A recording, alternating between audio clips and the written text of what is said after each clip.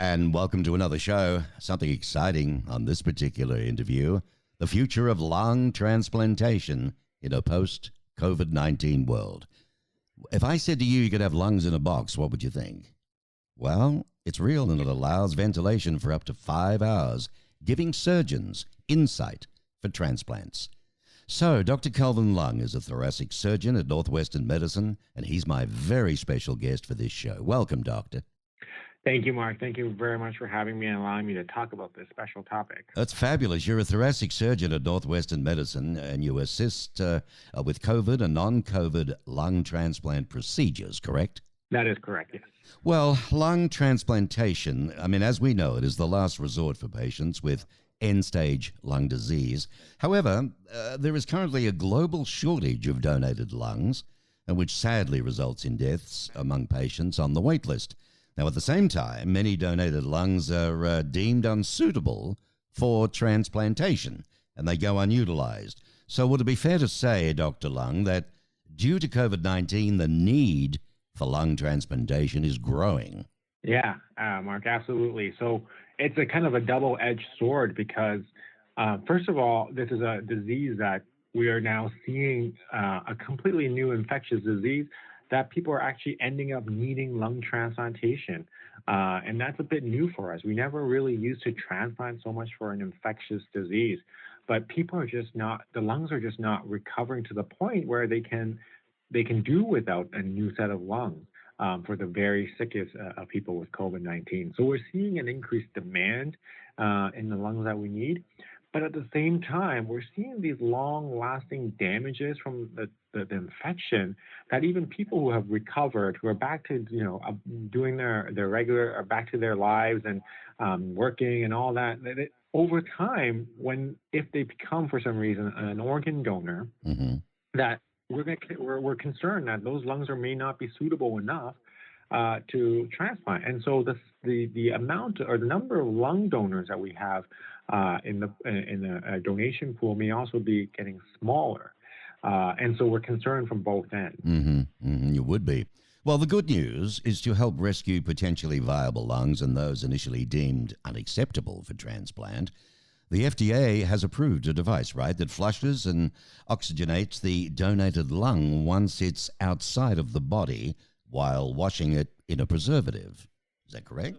That's absolutely correct. So what people have called the lung in a box really it's not a new technology. And in fact, the technology was created or enhanced and approved by the FDA so that we can improve our already shortage of organs even before the pandemic. We still had patients who needed lungs that were on the wait list to the point where some patients would pass away because they never got the new lungs that they needed. And so this technology has been around and studied very well for the last decade or so that allows us to hopefully look at lungs that previously we thought were not good enough and would be discarded, but may not actually be true. And if we were to evaluate them more carefully, they would actually end up being lungs that we could use and be good for our patients. And that's what we've seen, is that some of these lungs that we would never consider before are now lungs we can use. And so we want to apply this technology, yeah. Yeah, this is called the perfusion system, correct? It allows lungs to be ventilated and kept at body temperature for up to 5 hours. That's correct. Yeah. A year ago, at Northwestern Medicine, surgeons performed the first double lung transplant on a COVID-19 patient in the United States. You must have been pretty thrilled about that. That's correct. And that has been very helpful, I think, for the lung transplant community in general, because prior to that, people were not even considering it. And I think once it was done and we showed that it was possible and patients can benefit and have a successful recovery, it has been adopted in a number of other centers now across the country. And I think patients are certainly getting help because of that. And we have at Northwestern continued to be a leader in that area and also to continue to transplant more patients with COVID-19 and gained a significant amount of experience with this disease. I bet you do. Well, Doc, I think it was back in February, you performed the first COVID to COVID double lung transplant. So this lungs in a box, it can help surgeons assess lungs from donors who have had mild to moderate case of COVID-19 and cleared the virus, making them viable for transplantation. So I guess that's good news, really, because, I mean, surely you'd get more lungs from those people. Yeah, exactly. That's correct. And the idea is not so much that we just want to make sure that the lungs we put in are healthy and are good for our patients. And with how the large number of people who have been infected with COVID-19 and the potential for the lungs to no longer be as good as they were without the infection, we want to make sure that those patients are not excluded from lung donation, and that we already have a shortage of donors to begin with. But at the same time, we also want to make sure that the lungs that we do use are going to help our patients. And so that's what this technology will allow us to do, is to make sure that the lungs are going to be adequate. Well, I can relate to it, Doc. It's close to home. I'm a survivor of COVID, but I also have slightly damaged lungs, and yet I'm also a donor. So I can relate to all of this big time. Now, more than 30 million Americans have contracted COVID-19. Now, many are registered as organ donors, just like myself, right? So, Right. the overall outlook is what for you? It's hard to say at this point because I don't think we know enough about what this disease does long term to our lungs. We certainly see the extremes, and we get a lot of experience with that when they really come to the point where they need lung transplant. But for the people who don't and that are going all about their lives, we don't really know to what degree their lungs are going to recover, and if they need to recover, if they're just completely normal or healthy, or whether they have some long-lasting damage. I don't think we know that yet. Obviously, we're going to maintain a positive outlook, and hopefully ideally, we don't need to use a lung in a box that much, because that means the lungs are what we see are going to be good lungs. But it's that if we start seeing a lot of our donors having issues because of their previous COVID infection, then we want to have this technology to allow us to continue to do the work that we can do and try to get in as many lung organs to our patients as possible.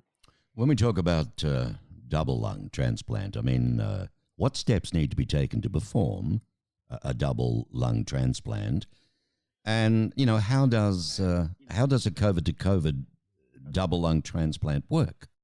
Yeah, so the steps are similar, or probably exactly the same almost in both scenarios. Really, it comes down to evaluation of the organs and make sure that they're good. And so the first step of every lung transplant is we get an offer from a potential donor, and we have to look at a number of parameters to make sure that they're good enough for transplant. So that includes looking at the x-rays, the CT scans, checking the oxygen levels in the blood, making sure that they're good, looking at the airways and doing washings of the lungs to rule out any other active infections, but also to rule out an active COVID-19 infection. So we do washings from the deep airways to ensure that if they have a history of COVID-19, that they have cleared it, or if they don't have a history, that they don't have it. And then once that's all done and we're happy, then we send out a team that will look at the lungs in person. We'll have the chest open and actually look at the lungs and feel the lungs and make sure that they can be transplanted and they're suitable for transplantation. And then after that, we bring them back to Northwestern. And it's at this time point where we say, oh, the lungs are perfect, and we can put them directly into the patient. Or we say, oh, we have some questions about it. Let's check it on the lung in a box and make sure that they are good. And then we put them into the patient. The only difference between someone who has had a COVID infection, a known COVID infection in the past, is we do really want to make sure, one, that they have cleared the infection and that we're not transplanting organs with COVID-19 to our recipients, but also that there is no long-lasting damage from the infection. And so sometimes we can see just from the x-rays and the CT scan that the lungs look completely healthy, but sometimes it requires us to do more tests like a biopsy of the lung. We take a small sample and look under a microscope and really look at the cellular level, what the lungs look like and whether there's any scarring. And then we can really make sure that what we're transplanting is going to benefit our patients. So if I was to ask you then, Doctor, the future of lung transplantation, is it on the up, do you think? I mean, I think it's on the up in that both I think the field is exciting because there's new technologies and we're constantly getting better at these operations and having fewer complications around the operations. But it's also on the up in that I think we're going to need more and more of it. Even prior to the pandemic, we were seeing more and more lung transplants being done across the United States. People are living longer and they're having more lung disease, and they can benefit from this. And we're being more aggressive about the type of patients that we're willing to transplant as we get better with the operation, because we can help these patients survive through the operation because we're getting better at it. Mm-hmm. But at the same time, with the pandemic, we're going to see a whole new group of patients who are going to need lung transplants simply because of this infection. The lungs, eh? The air of life. I guess you could, tongue-in-cheek jokes with you all the time, being Dr. Lung. I mean, most unusual. Listen, we've run out of time, Doc, but I do want people to follow up on this because it's a fabulous topic and people would like to know more. I think I've got the right address. It's www.nm.org/radio. Is that the correct site address? Yeah, that's exactly right. Or if it's you just want to know about lung transplant in general, just go to www.nm.org and put in the search bar lung transplant, or even just Google Northwestern Medicine lung transplant, and you'll get a number of hits on the latest news releases on what we're doing, and a number of links to how we can help and contact information. And if anyone out there needs to speak to someone or to get more information, our team is fantastic and we're very available. Fabulous. Thank you. Thank you indeed. Dr. Kalvin Lung on the Mark Bishop Show, a thoracic surgeon at Northwestern Medicine, a special guest for this particular episode. Keep up the good work, Doc. You're doing a great job. Thank you, Mark. Hope you have an excellent day, and thank you for your time.